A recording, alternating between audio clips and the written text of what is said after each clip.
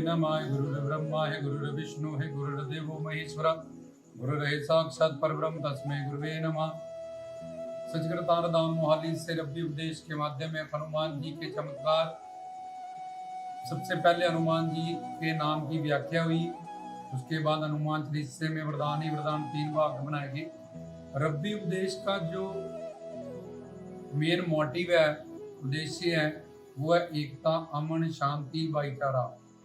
जैसे हम दिवाली पे जाते हैं तो अलग अलग खिलौने हम देखते हैं, मिठे से चीनी से बने, कोई मोर बनाता, कोई डॉल बना देता है, कोई पैरेट बना देता है, कोई कुछ बना देता है, लेकिन उस सब में चीनी के बने हुए खिलौने होते हैं। बच्चे जब थे लेके आते थे तो सब में चीनी है, लेकिन सिर्फ रूप बदल गया। किसी को पैरेट पसंद आ गया, किसी को डॉल पसंद आ गई। इसी तरह ईश्वर को कोई हनुमान जी के, कोई देवी दुर्गा के, कोई जोत के स्वरूप में, कोई शक्ति स्वरूप का, कोई शक्तिमान स्वरूप का, कोई शिव जी के स्वरूप, कोई संतों के स्वरूप, उसको चाहता है। तो रब्बी उपदेश का जो मेन लक्ष्य है कि हमें उन्हीं विषयों से सच्चा ज्ञान मिले और हमें हमारी मंजिल प्राप्त हो। 84 लाख जोनियां कट जाएं, हम किसी भी ऐसे राधे इष्ट के चक्कर में ना रहें जो स्वर्ग तक ही जिसकी सीमा हो, और हमें 84 लाख का चक्कर लगाना पड़े और फिर ये हमारा जो मानव चोला है, हीरा जन्म है, वो बर्बाद हो जाए। हम भक्ति भी करें और हम जो सब कुछ धरती पे करने के लिए मानव चोला मिला है, गुरु भी बनाए, पर फिर भी हमें सच्चा ग्रंथों पंथों का ज्ञान ना मिले। ऐसे ही हमारा ये हीरा जन्म है जो हमारे हाथों से चला जाए। तो एकता, शांति, अमन, भाईचारा, परमात्मा एक है, सबका मालिक एक है, एक ओंकार, ला इलाहा इल्लल्लाह वहदहु ला शरीक लाहू, मतलब एक ओंकार। ये ही एक नारा है रब्बी उपदेश से, एकता का, मोहब्बत का, अमन का, जो हम आप सबके साथ अलग अलग आराध्य इष्टों के माध्यम से 5 देव उपासना, दुर्गा मतलब शक्ति उपासना, शिव उपासना, विष्णु उपासना, गणेश उपासना, सूर्य उपासना, ये 5 देव उपासना हिंदुस्तान में सनातन धर्म में मानी गई। सनातन धर्म क्या है ये आगे बताएंगे। मेन हम उद्देश्य बताना चाहते हैं। जैसे सोने से चैनियां बनाओ, सोने से रिंग बनाओ, सोने से और कई भी आभूषण तुम बनाओ, वो सब सोना है। ऐसे ईश्वर का कई रूप है, किसी ने उसको किसी रूप से वहाँ वो मानने लगा, कोई इसको किसी रूप से, लेकिन अतः सनातन सबसे पुराना धर्म है और सनातन के हम सब एक ही ईश्वर की संतान है। सब ग्रंथों पंथों ने इस बात पे मोहर लगाई है।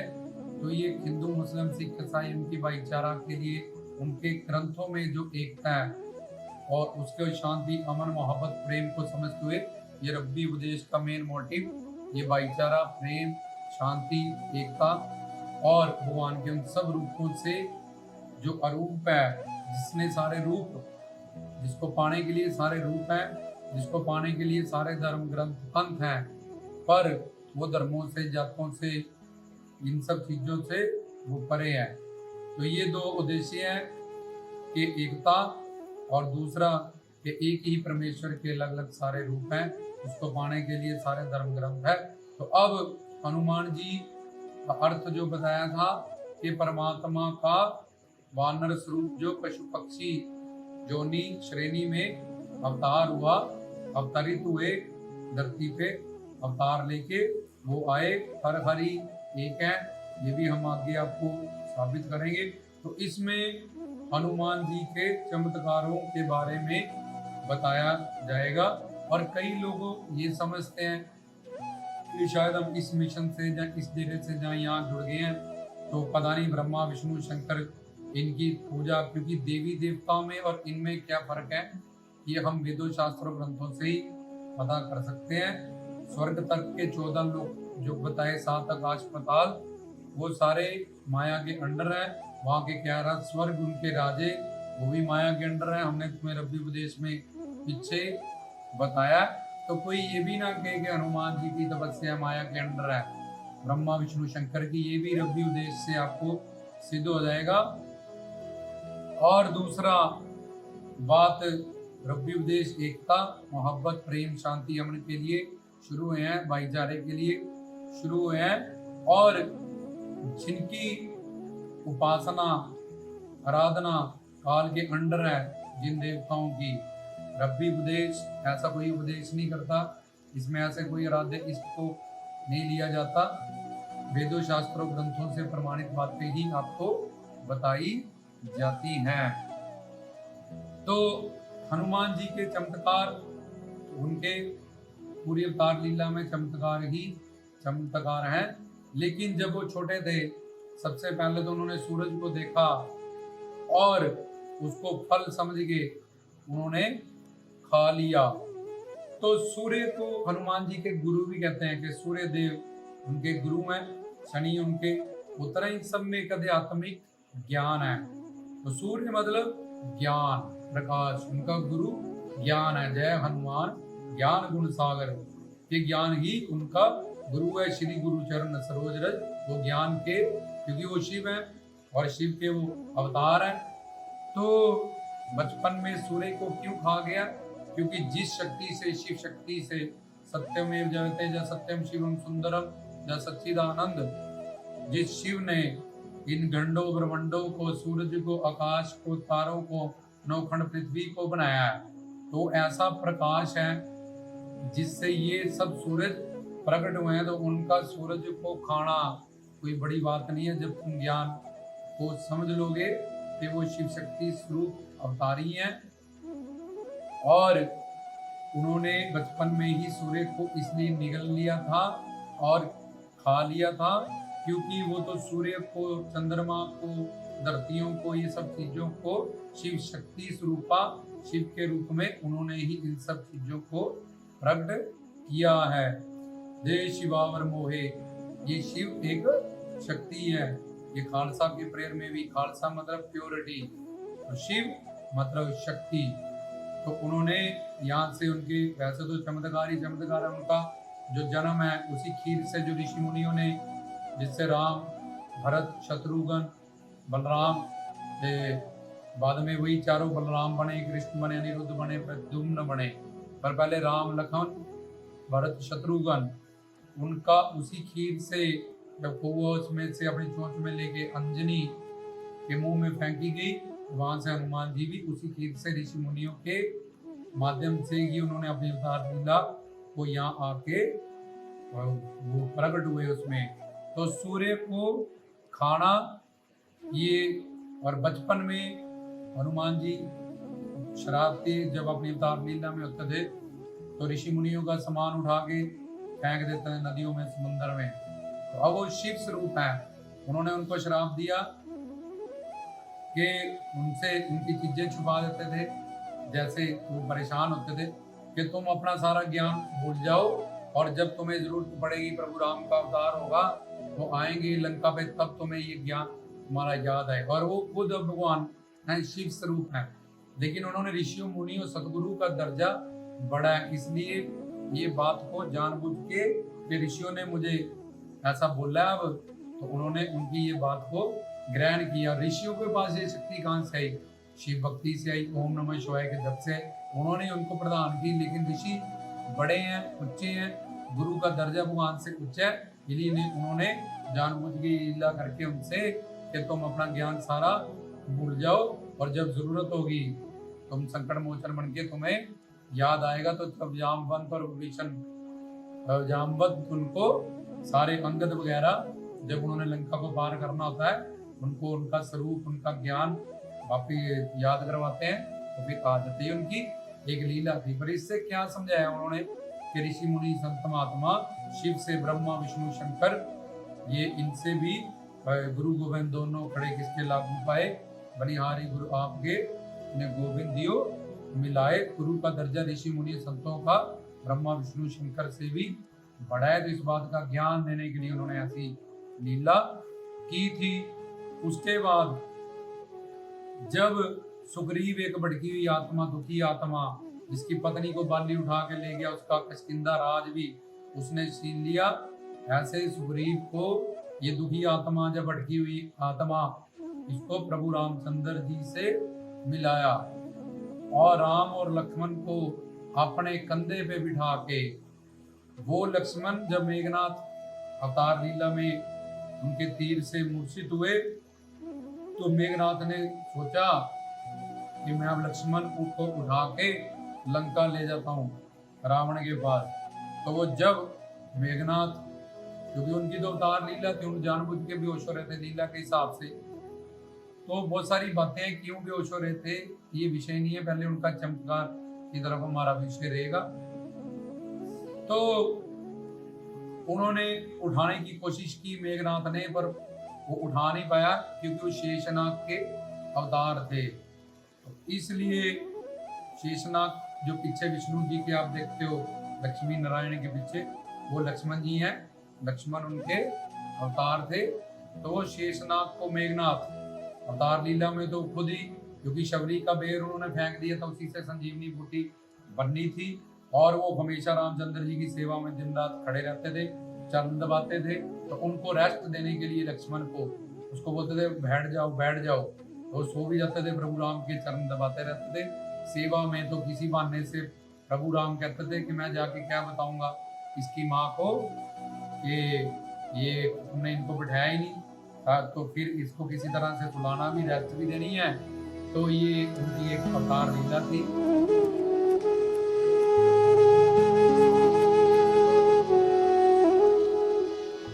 तो वो मेघनाथ उठा नहीं पाए, पर हनुमान जी ने लाम और लखन दोनों को अपने कंधों पे उठाते हुए तो पर्वतों पहाड़ों पे लेके चले गए और सुग्रीव से उनको मिलाया। उसके बाद हनुमान जी ने लंका की खोज की, कहते लंका सो खोड़ समुद्र सी खाई, जात पवन सुध देर न लाई, राम नाम की अंगूठी प्रभु से लेके उन्होंने उस लंका को, जिसको कोई पार नहीं कर सकता था, प्रभु राम की कृपा से, और खुद भी शिव स्वरूप हैं, हर हरि दोनों इकट्ठे आए थे, तो उस लंका को पार किया। रास्ते में उनको राक्षसी मिली, उन्होंने कहा तुम मेरे मुंह से, मैं बहुत भूखी हूँ, अगर जाना है मेरे मुंह से निकल के जाओ। उन्होंने अपना शरीर बड़ा कर लिया, बहुत बड़ा, तो उसने भी अपने मुंह को बहुत बड़ा कर लिया, और उन्होंने फटाफट अपना शरीर सूक्ष्म कर लिया, क्योंकि अष्ट सिद्धि नवनिधि के दाता, उनमें अनीमा महिमा लगीमा गरिमा प्राप्त प्राप्त पराक्रम्य ईशित्व विशित्व, ये सब सिद्धियां प्रकट थी। तो उन्होंने छोटा सूक्ष्म रूप से उसके मुंह के चक्कर लगा लिया और बाहर आ गए कि देख मैं तेरे अंदर से होके आ गया हूँ, तेरी भी बात रहेगी, मुझे जाने दे। तो ये ऐसे उन्होंने वहां भी चमत्कार किया। आगे साधु वेश में जब उनको रावण के वो राक्षस मिला, जिन्होंने उनको लेट करना चाहा, उनका ध्यान भड़काना चाहा, तो वो वहाँ स्नान करने गए यात्रा से, क्योंकि राम नाम जप कर रहा था। तो ये सब बातें हनुमान जी की संजीवनी बूटी टाइम पे लानी है, तो वो नहीं चाहते थे कि संजीवनी बूटी रावण और उसकी सारी टीम लाए, इसलिए उन्होंने किसी राक्षस को साधु वेश में भेजा, वो राम नाम जप करने लगा।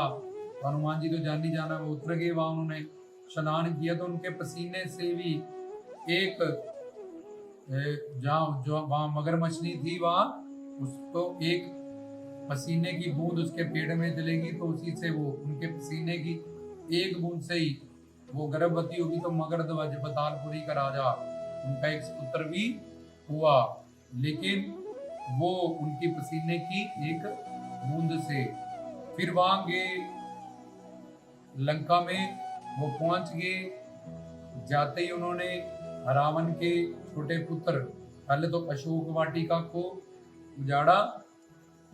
लंका में अब हर गलत काम होता था, और हनुमान जी सब कमरों में सीता की खोज करते हुए अवतार लीला में गए, लेकिन तब भी प्रभु नाम से ही वो राम नाम के भजन में ही विजय रहे।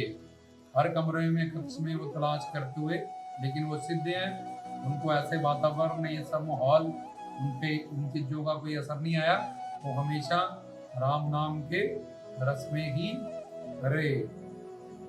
अशोक वाटिका को उजाड़ दिया, और अक्षय कुमार रावण का जो सबसे छोटा पुत्र था 100 पुत्रों से, उसका जाते ही उन्होंने वध किया।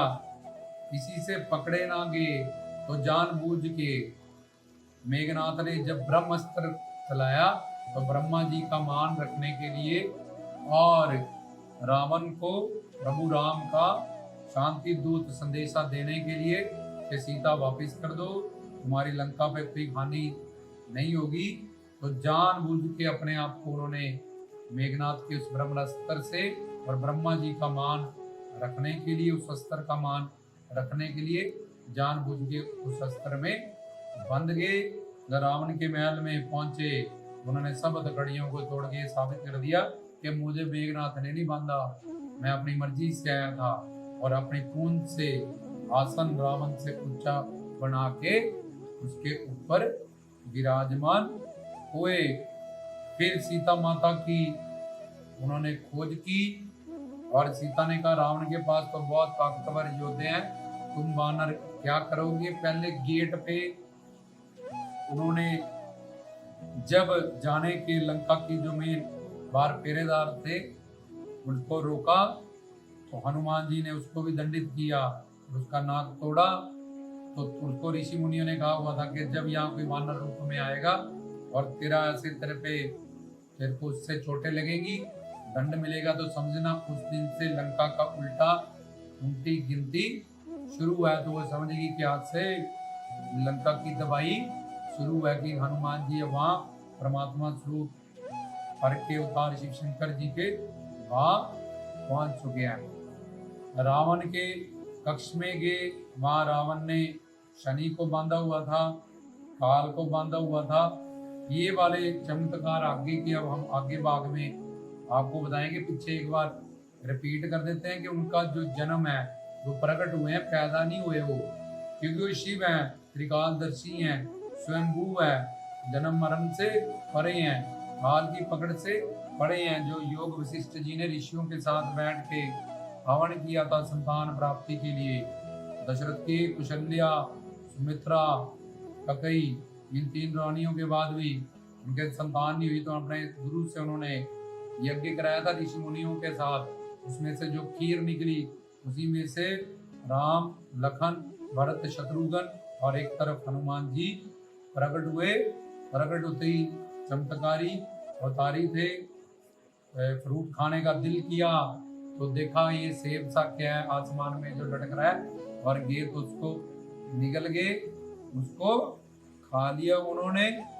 और उसके बाद बारी बारी से तुम्हें बताया कि ऋषियों से कैसे जानबूझ के उन्होंने ये लीला करके श्राप पाया, और उसकी ऋषि मुनि महान है, संत महात्मा उनकी दी हुई कि उन्होंने भी अंदर भक्ति तो भगवान की है, शिव की है, श्राप वरदान करने की ताकत उन्होंने उनको दी है, लेकिन वो बड़े हैं और सूर्य को ज्ञान को अपना गुरु माना, ताकि यहाँ जो भी आए मानव उसको पता चले कि गुरु से ही हमें ज्ञान मिलेगा, गुरु ही ब्रह्मा विष्णु शंकर का काम करेंगे, गुरु ही हमें वेद शास्त्रों ग्रंथों पंथों को समझाएंगे। तो इसलिए सूर्य को अपना ज्ञान को अपना, सूर्य जो ये सूर्य हैं तुम देखते हो धरती आकाश तारे, वो सूर्य नहीं, जैसे कहते हैं रविदास, रवि का मतलब सूर्य, सूर्य का मतलब ज्ञान। तो उस ज्ञान को हनुमान जी, शिव परम चेतना है, परमानंद है, सर्वज्ञ है, सर्वंतर्यामी सर्वेश्वर है। तो हनुमान जी के गुरु सूर्य, सूर्य मतलब ज्ञान ही उनके गुरु थे।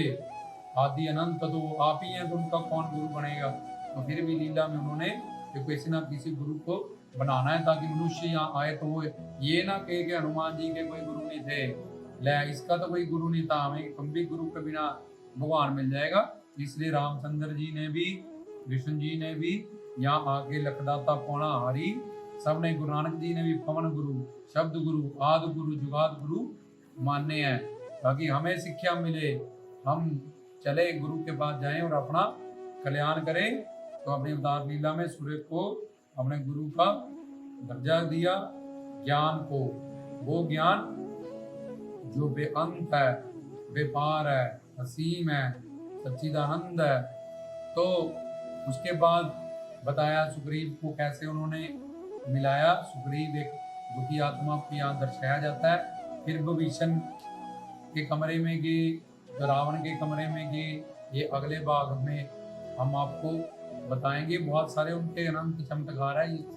छोटे छोटे भाग में हम कुछ जिनसे उनकी मोहब्बत और उनकी बेअंत शक्तियों के बारे में हम जान सकें, तो वो रब्बी उपदेश हम रिकॉर्ड कर रहे हैं। राम लखन को अपने दोनों कंधों पे बिठा के सुग्रीव से मिलाने के लिए किष्किंधा नरेश से जो दोनों को अपने कंधों पे उन्होंने बिठाया और लंका की वो जो सोकूड़ समुद्र सिखाई उन्होंने जल्द ही बहुत कुछ छलांगों में ही उसको कवर किया। लंका जाते वक्त उन्होंने उस राक्षसी को बताया किस तरह से मूर्ख बनाया, और संजीवनी बूटी जब वो लेने गए तो रास्ते में भरत से मुलाकात उनकी हुई थी। ये सब बहुत सारी बातें हैं जो अभी उनके विषय में रह गई हैं, जिसमें हम अगले रब्बी उपदेश में आपके साथ साझ करेंगे। अब धीरे धीरे रब्बी उपदेश के माध्यम से हम सब आराध्य इष्टों का तुम्हें ऐसे ही दिव्य अलौकिक अद्भुत ज्ञान दास की जो ड्यूटी लगाई है ईश्वर ने, उसमें जो भी सेवा कर रहे हैं आप भी हमें सहयोग देते हुए ज्ञान को जो जिसके जो भी आराध्य इष्ट है उसके तक पहुंचाओ, ताकि वो भी ग्रंथों पंथों में उनकी बेअंत शक्तियों, चाहे वो लखदाता जी को, चाहे पौनारी जी को, चाहे गुरु नानक जी को मानने वाले किसी को भी उनके प्रेमियों तक ये ज्ञान पहुंचाने वाले को शास्त्रों में लिखा है कि अगर ये ज्ञान, अगर तुम एक बंदे को भी सही ज्ञान से गुरु से जोड़ते हो तो तुम्हें सोने की एक लंका बनाने के दान करने जितना फल मिलता है। इसलिए आप सब बहुत सहयोग दे रहे हो, बहुत मोहब्बत दे रहे हो, इस बात के लिए धन्यवाद करते हैं। और हमारी जो ड्यूटी है, हमारी एक निमानी कोशिश है कि पवित्र ग्रंथों ग्रंथों का जीव कल्याण हेतु जो ये रब्बी उपदेश शुरू हुए हैं, तो आप जो आराध्य इष्ट जिनसे भी मोहब्बत है, जो भी लेक्चर आपको अच्छा लगता है वो आगे ईश्वर प्रेमियों से जरूर आप आगे उनके साथ इस ज्ञान को शेयर किया करो। और आप सबका, आपके आराध्य इष्ट सदगुरु पवित्र ग्रंथ पंथों के ज्ञान से कल्याण हो, यही हम दुआ करते हैं। रामदास की तरफ से गुरु प्यारी साध संगत को धन्यवाद।